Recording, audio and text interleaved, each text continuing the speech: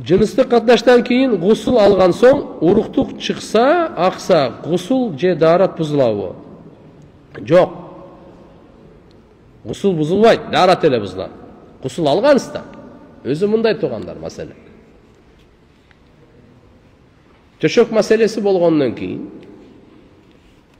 шариаттын талабы боюнча биринчи заара кылып чыгарып коюш керек болот. Калдыктар.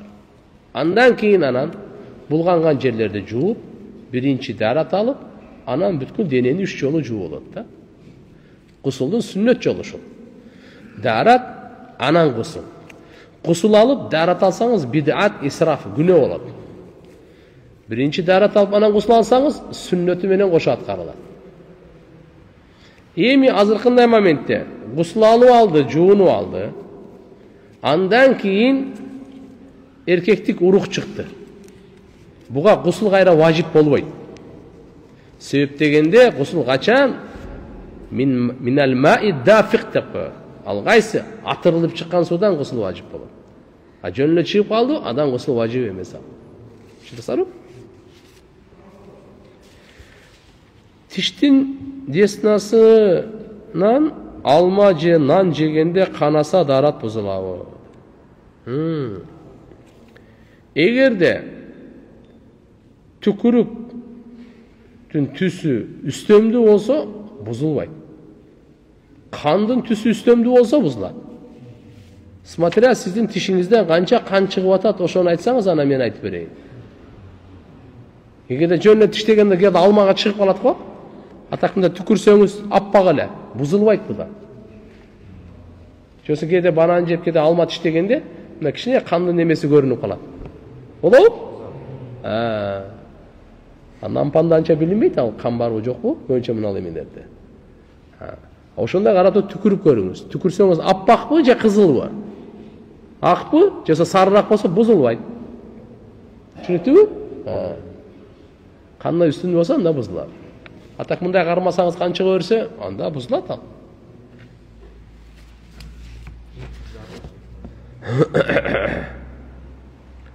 Мен өзүм 5 убак намаздамын. Күйөөм Москвада. Кайненем менен жашайм.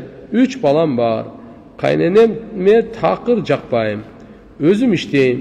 Баарына жетишкенге аракет кылам. Кайненеме мени да өз кызындай көрсө,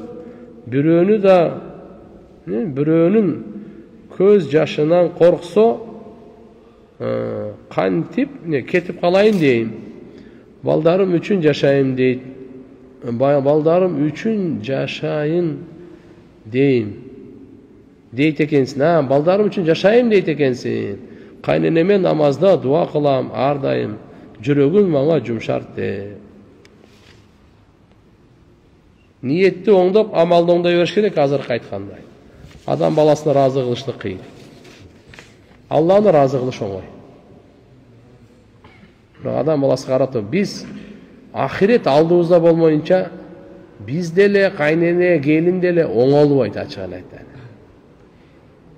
Только ушу кармашкан, чаташкан, каргашкан, урушкан, ушинтип өмүр бүтөт. Бүтөт өмүр шуну. Эгерде иман болсо, амал болсо, ахирет алдыда болсо, мен тияка кетип атам уже. Мен даярданып атам уже. Буга карабак эмес.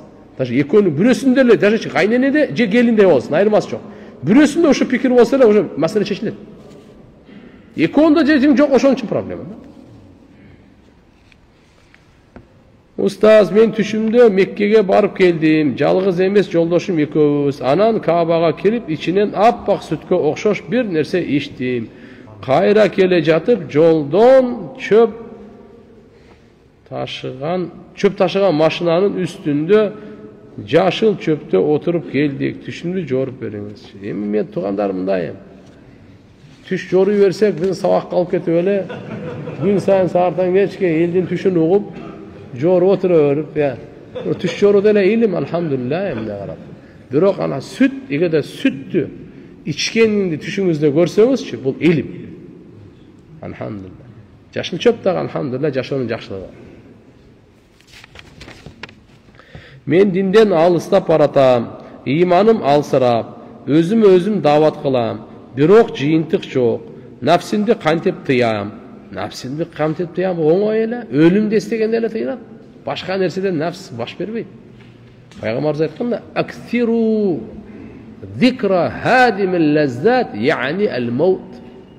Ай, адамды нафсисин көп талкалай турган, мындайча айтканда, өлүмдү көп эстегиле деген. Мына нафсини тыя турган нерсе ал өлүмдү эстөө.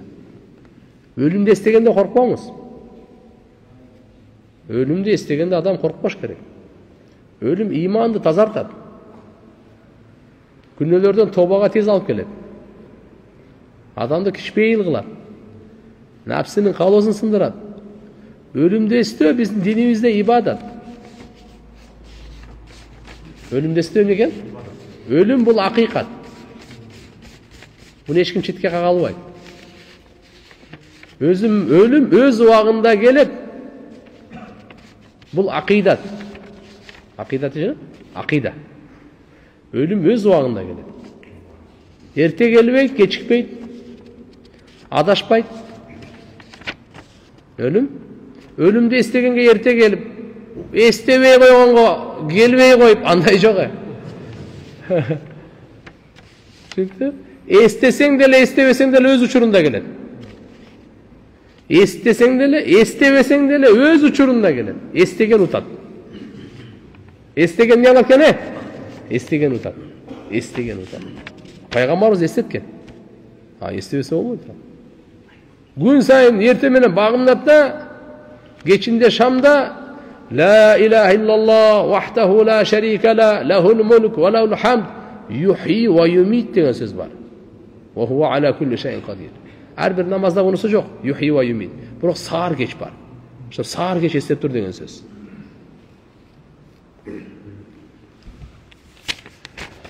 Аллахым баарыбызга товфик берсин туугандар. Иншалла баарыбыз алсызбыз. Аллага муктажбыз, бирибизге керекпиз. Устаз кошуналар өсүп турган жемиштерин терип алгыла десе, биз үшүрүн беребизби? Жок, терип ала беребиз, садака. Алыс жерде жүргөндө парыз намаздарын отуруп окуса болобу? Мисалы, Кытайда жүргөндө намаз окуганда көбүнчө шарт болбой калат. Карыз кылып окуган туурабы? Же убагында отуруп окуса болобу? Жок, фарыз намаз болсо туруп окуңуз. Нафил сүннөттөрдү окуп отурсаңыз мейли, бирок фарыз намазды кыска нуска кылып туруп окуңуз. Кыбланы карап, рүкү саждасы менен. Эгерде такыр болбой калса туруп окуганга, анда отуруп окуңуз, бирок кийин кайталап бересиз. Казасын окуп бересиз. Дамла онлайн илим алып, илимдүүмүн дегендер кандай? Серовно курбанчылык керек го дейт. Менин жоктон көрүү жогору. Онлайн менен азыр мына бизде деле сабактар болуп атат. Буга деле өз эң жакшы туура айтасыз, сиз айткандай, бетме бет отурганга ал жетпейт ал. Бирок мунун бардыгы пандемияда аргасыздыктан анан башталды. Аз болсо дагы, узакта болсо дагы биз бирибиздин үйүбүзгө бара албай калдык. Анан бирибиздин көңүлүбүздү ким көтөрөт? Барды үйдүн ичинде. Сабактар, эми алхамдулилlah Таала берген неме менен атак илим алса болот. Илим алса болот. Бекем, ага сохбат керек ал. Сохбатсыз болбойт ал. Устаздын сохбаты ал бөлөк нерсе. Кээ бирлер машалла эми карап туруп, мүмкүнчүлүк болгондо сабакка келиш керек азыр. Сиз айткандай, иншалла бул курбанчылыкка башка түшүнүк болот ал. Телефондон деле анча-анча көрөсүз, бирок келгенде башка да кандай дейсиз, туурабы? Чынында мындай айтканда. Ал бөлөк нерсе ал. Телевизор, телефон да башка тияк-бияк, жакшы сөз угасын тияк-бияк, хорошо. Бирок мечиттин чөйрөсүндө сабакты бетме-бет алган, бул бөлөк нерсе. Аллахым барза товфик берсин, бирок жоктон көрүү жогору, эгерде боло албай калса, тияк-бияк болуп калса, сабакты калтырбай десе боло берет. Онлайн менен алхамдулилlah илим алсаңыз болот. Байкем намаз окуйт, даватка бат-бат чыгып турат, бирок биз менен катташпай жатат. Ата эне бир туугандары менен биз кандай мамиле кылышыбыз керек? Бул даватка чыкпай эле башка жакта жүрөт окшойт. Даватка чыгып келип, бат-бат чыгат деп жазып койсун дагы. Кантип ата энеси менен бир туугандары менен катташпасын? Четко bunun даваты не то дават. Бул башка жактарда жүрөт. Или эптеп бир жан куткарып иш кылбай эле бир жалкоолукту эптеп курсак тойгосо болду деп жүргөн бири да. А так дават угуп алыңыз. Оңолуу үчүн чыгат адам. Мен дагы чыксам оңолуу үчүн чыгат. Баарыбыз оңолууга муктажбыз. Адам баласы алхамдулилля даватка чыкканда илимге, такубалыкка, намазга, зикирге, мүнөздү оңдогонго кызыгуу пайда болуш керек.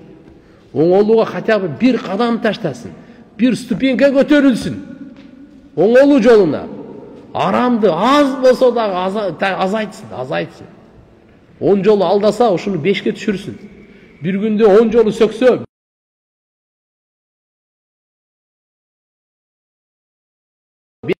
тура жолдомо мен сиздерге античип айта алам, арамдык азаят, жакшылыгы көбөйөт. Оңолуусу көбөйөт. Эгерде ниети туура болуп, туура эрежесине чыгып келсе. Айтылгандарды биз аткарбайбыз да. Жолдомолор айтылат. Мыналарды жасайсыңар, мынаны жасабайсыңар, мындан качасыңар, муну көбөйтөсүңөр, муну азайтасыңар. Айтылбайбы? Алланы улуктап, машаалла, бир да адамды бөлбөй, улуттарга, урууларга, региондорго, баарыбыз кызмат кылып, мечитти тазалап, ажаткананы тазалап, кызматы картошкаларды туурап, чыгып такылдатып, ассаламу алейкум, келиңиз, атайы келдик эле. Каяктан? Бишкектен. Сизге токмокко жөн эле келген жокпуз. Аллах. Бу да буну керемет бул. Просто ниетти оңдоп туура амал кылсынчы. Бул Аллах акбар, шайтанга бомба бул. Шайтан даватчы да. Шайтан ибадат кылбайт, билесизби? Дават кылат. Не кылат керек? Шайтан ибадат кылбайт, ал дават кылат. Ушуну жакшы билип алыңыз. Шайтандынчы соперниги даватчы, ибадатчы эмес. Ал ибадатчыны жөн эле чабам дедим. Бир раундга жетпейт мага. Шайтандык анан. А бул каяка даватка, дозокко дават кылат да. Бузукулукка, кан төккөнгө, ачууланганга, ой. Дозокко дават кылат да. Карап туруңуз, мен сизге бир нерсе айтайын. Намаз фарыз. Азан сүннет. Бир экөөнү карап туруңуз. Пайгамбар саллаллаху алейхи вассалам айтат. Азан айтканда дагы шайтан качат дейт. Намаз окуганда шайтан келет дейт. Угатасызбы? Болса намаз күчтүү. Азан негизи максат эмес. Намаз үчүн максат бул. Азан айтылып мешитке ким келбесе, намаз окулбаса. Азандын максаты мешитке келип намаз окуганга. Түшүнөсүзбү? Намаз бул фарыз бул, намаз. Ошон үчүн азан. А эмне үчүн намаз окуп аткандан кийин пайгамбарыбыз айтып атат, шайтан келет дагы азгыра баштайт. 2 рекет окудуңбу, 3 рекет окудуңбу? Адам билбей калат канча рекет окудуң. Мурунку күнөөлөрүңдү эстесең дейт экен да дагычы. Ары унутуп калгандардын бардыгы. Коматта качат. Намазда кайра келет. Азанда уламалар айтат, азанда эмне үчүн качат? Пайгамбарыбыз айтты, Рауха деген Мединадан ары 36 миль. 36 мильде канча километр өткөн билбейм. 50-дөн көбүрөөк го дейм. Ошончолугу? Где-то 50-60 километр ошончолукка качат экен шайтан. Рауха деген жерге чейин качат экен. Азан айтылганда. Женин чыгарып качат дегенде риваят ушуга чейин келет. Качат ал, аракасын карабай качат ал. А бирок азан бүттү, намаз баштаганда келе калат да. Эмне үчүн дегенде алымдар айткан, болбосо азан сүннет эле го десе, азан ал дават деген да. Азан дегени дават деген. Себеби пайгамбарыбыз айткан, бул азан толук дават деген. Не деген? Аллахумма робба хадихи давати тамма ана. Тамма, давати тамма. Кемчилдикти эмес, азан толук дават деген. Даваттан бул качат да, каяка барат эле. Эгерде бардык мына 2 миллиард мусулман даватка турса, ааламда шайтан үзөп всё уже. Шайтандын ыры бүттү, доору бүттү. Бул жагы. Ошон үчүн муну соперниги дават да. Каяка өтүп кеттик мен да билбейм. Так, мен досторумду жана тааныштарымды энергетикалык суусундуктан тыя албай койдум. Арам болот десем, сыртында адал деп турат го деп иче беришет. Менин билгениме караганда составында майлар деп турат. Эмненин майы экенин анық жазылган эмес. Медициналык айтуусуна караганда бул суусундук ден соолукка зыян дешет. Суроо, ден соолукка зыян келтирген нерсе арам болобу? Ден соолукка зыян келтирген нерсенин түрлөрү бар. Наша, арак жана жаман нерсе алар арам. Азыраак зыян келтирсе макру тахрими, андан азыраак келсе макру, андан да азыраак мустакрах өкүмдөр бар да. Бардыгы бирдей эмес да. Ден соолукка зыян келтиргендин деңгээли канча? Ошого жараша шарият өкүм берет. Ошого жараша шарият өкүм берет. Мына энергетикалык суусун тапкан бул зыяны анык эле, бардыгы эле айтып атпайбы? Эми буну мындай арам деп мен мисалы четкенге айта албайм эми. Зыяндуулугу канчага чейин экен. Себеби бир нерсени арам адал дегенде мурда кыямат күнү жооп берем деп ойлонуп айтыш керек да. Бул ура эмес да мына. Берге, бул арам. Токтот. Этияттап неме кылып алса болбойт да бул. Эрте кыямат күнү канча жооп бересиң? Бирге чакырып алып туруп анан 4 рекеттүү намазда 2 рекеттен кийин каадага отуруу важип. Эгер жамаатка келсең, 3-чү рекетке жетишип калсаң, имам салам бергенде кийин 1-чи жана 2-чи рекетти жалгыз окуйбуз. Бирок важип кааданы кантип толуктайбыз? Же бизге важип болбой калабы? Мындай турганда. Келдиңиз намазга, фарызга. Намаз башталып калыптыр да. Имам менен канча рекет окудуңуз? Канчосуна жетишип калдыңыз? 2 рекетке жетишип калсаңыз, то есть биринчи жетишүү деп нени айтат бизде? Рүкүгө чейин ошо имамды рүкүдө тапсаңыз, ошол рекетке жетишти деп айтылат да. Эгер рүкүдөн туруп кетти, значит болду. Сизде үлүшүңүздө ал рекет жок. Саждада таап калдыңыз, каадада таап калдыңыз, ал рекет жок. Эгерде турсаң кыямда, жосо болбот дегенде рүкүдө ушул жерге успет этип калдыңыз, болду. Макулбу? Бул сиздин эмеңизде үлүшүңүздө бар. Эми маселеге келиңиз, мына сиздин суроо берип атканыңызга. 2 рекет окудуңуз имам менен. Имам менен 2 рекет окудуңуз. Сиздин дагы имамда дагы 2 рекет бар да. Имам 2-чи саламды бергенден кийин, 1-чи саламга шашылбаңыз. Мүмкүн сажда сак болуп калып жүрбөсүн. Ошон сажда сак болсо, сиз тура калсаңыз, чодо болбой калат. 2-чи саламды күтөсүз, 2-чи саламды бергенде анан турасыз. Дагы сана, аузу бисмилла, Фатиха зам сүрө, рүкү 2 сажда кайра турасыз. Дагы бисмилла, Фатиха зам сүрө, рүкү аттахият салаваттардын бардыгын окуп туруп, дуаны окуп салам берип бүтүп кетесиз. Болду. Баягыны азыр мисалы аттахият важип болбой калабы деп айтып атпайсызбы? Сиз отуруп атпайсызбы? Биринчи бир отурдуңуз, андан кийин өзүнчө имам чыгып кетип калган, отурдуңуз. Эми мына маселе сиз айтып атасыз, 3-чү рекетке не деди? 3-чү рекетке жетишип калсаңыз. Эгерде 3-чү рекетке мына карап туруңуз. Имам менен азыр 2 рекет оңой эле. Маселе мындай болуп калат. Имам менен 1 эле рекет окудуңуз. Мойнуңузда 3 рекет бар. Ушуну кандай окуйбуз? Буну имам салам бергенден кийин турасыз дагы 1 рекет окуйсуз. Жакшы угуп алыңыз. Имам менен буну окуган жоксуз, буну окуган жоксуз, буну окуган жоксуз, буну окудуңуз да. Макулбу? 4-чүнү окудуңуз, мына 3-өө сиздин мойнуңузда турат. Ушуну кандай окуйсуз эми имам менен? Имам окуп бүтүп салам берди, бергенден кийин турасыз дагы мынаны окуйсуз биринчи.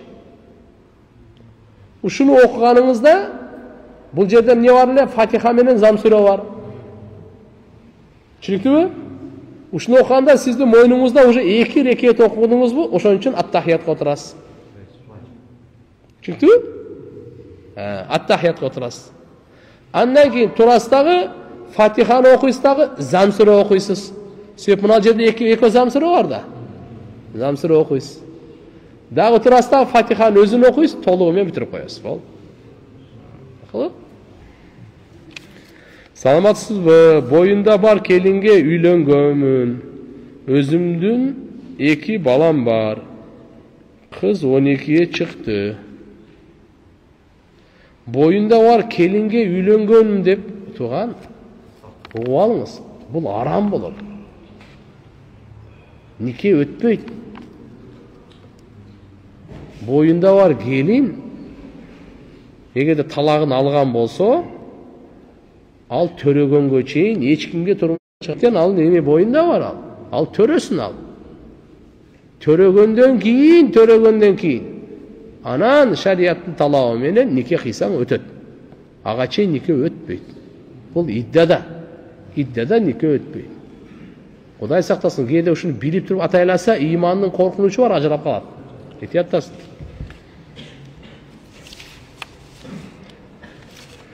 Устаз жамаат менен намаз окуп жатканда кээде араларыбыз ачык болуп калат. Бири-бирибизге тийбей калган кезде кыжалатчылык пайда боло берет. Шайтан аралап жатабы деген. Кандай кылсак болот? Туура айтасыз.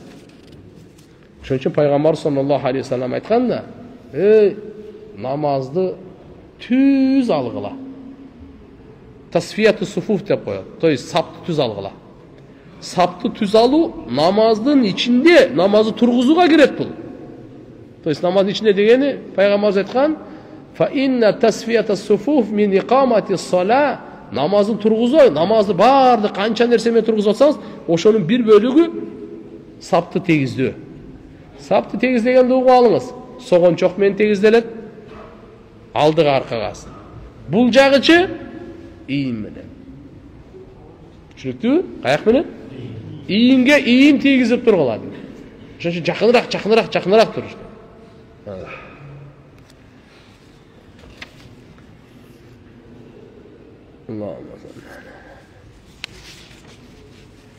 Устаз, саламу алейкум, устаз. Менин 5 дос балам намаз окубай жатат. Кандай кылсам болот? Динден кабары бар. Нур медресесинде 3 күнгө даватка чыгышты. Дуа берип коюңуз. Алла таалам товфик берсин. Кудай калса иншалла чакыра бериңиз жакшылыкка. Жакшылыкка чакыра бериңиз, алдындардан дават кылдырыңыз, сабак алып келиңиз. Эч бир себеби жок эле 2 жашка күтпөй баланы сүттөн. 2 жашка толбой туруп күтпөй баланы сүттөн чыгарса энеси күнөкөр болобу. Кызыбыз 1 жаш 4 ай болду. Жок, мындай кылыңыздар. Эгерде бала эмбей калса мейли. Атак бала эмемеле деп турган болсо, ошону сүттөн чыгарганга акыңыз жок 2 жылга чейин. Kur'an'da açık ayet gelir. Vel validat yurdi'ne avladahunna havlayni kamileyni. Eneler özlerinin baldарын 2 yıl толук emizet de atar. Ağa çeyin özü çıkıp kalsa 6 ay, 7 ay, 1 yıl ayırması yok meyli. Bırak yerde emem dep daha koşundan andan keyin yok majbur alıp bolbay kalat. Ayalım menen köp uruşabız. Talak berdi. Бирок берген эмесмин, бирок ошондой дейт. Алып кетет, ошондо талак түшүп. Мына эмне дегени? Бирок айткан эмесмин, талак берди, бирок айткан эмесмин. Бирок ошондой дейт. Бирок ошондой ой келип кетет. Ошондо талак түшүп калбайбы? Кыялдан чындап бирок жооп берген эмес.